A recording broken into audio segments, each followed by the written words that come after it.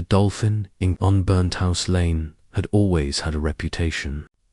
Built in the early 1800s, it had served as a drinking hole for locals and soldiers from Wyvern Barracks, just a short march away.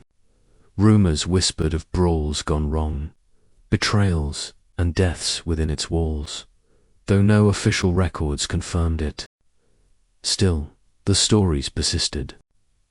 Glasses shattered for no reason, doors locked by themselves, and the sound of boots marching through empty corridors had been reported for decades. But in the autumn of 1987, the haunting became impossible to ignore. Sarah Quick had been the new barmaid at the Dolphin for only a few weeks, when she first noticed something was off. It started small, the taps turning on by themselves, bottles falling when no one was near them. The pub's owner, John Diamond, had just shrugged. "Ah, don't mind that," he had said. "The old place has a few quirks." But then the footsteps started. Late at night, after closing, Sarah would hear boots marching upstairs, as if a group of soldiers was drilling on wooden floorboards. But there were no upstairs rooms, just a roof. One night, as she locked up alone, she heard it again. Heavy, rhythmic steps, moving in perfect unison. A chill crept up her spine. "Hello," she called, forcing her voice to remain steady.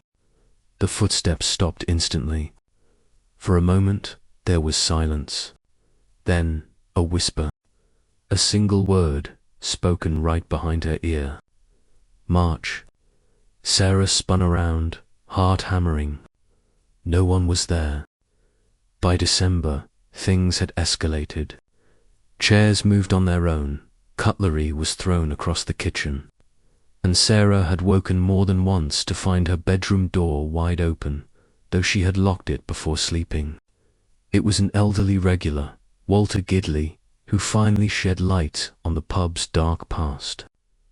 "You ever heard of Private James Redder?" he asked one evening as he nursed his pint. Sarah shook her head. Walter leaned in, lowering his voice. He was stationed at Wyvern Barracks in 1854. Young lad, good soldier. But one night, after drinking here at the Dolphin, he disappeared. Sarah frowned. Disappeared.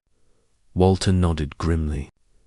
His mates thought he'd gone AWOL, but 2 days later, they found him, hanging in the stables behind the pub. A shiver ran through Sarah. Suicide? Walter shook his head. Murder? Someone strung him up, but the killer was never found. Sarah swallowed hard. "And you think?"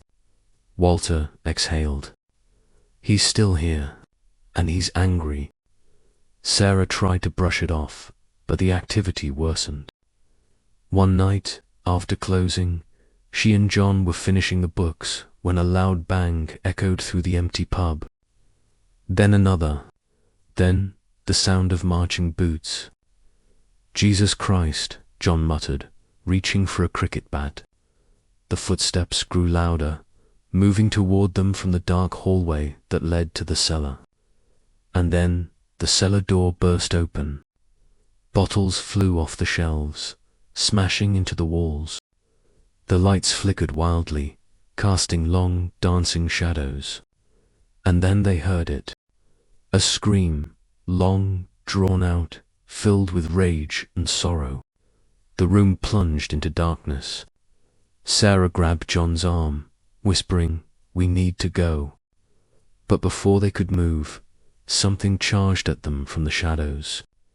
An invisible force slammed into John, knocking him to the ground. Sarah screamed as an icy grip closed around her wrist, yanking her toward the cellar. For a brief moment, in the flickering light, she saw a figure, dressed in an old military uniform, his face obscured by shadow. Then everything stopped. The lights came back. The room fell silent. The figure was gone. John sat up, rubbing his ribs. "We're getting a priest," he gasped.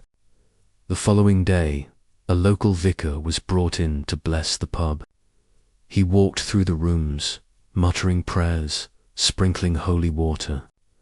When he reached the cellar, the temperature plunged. The candles he carried flickered violently. Then his voice changed. It became hoarse, broken, as if someone else was speaking through him. "They killed me," the voice rasped.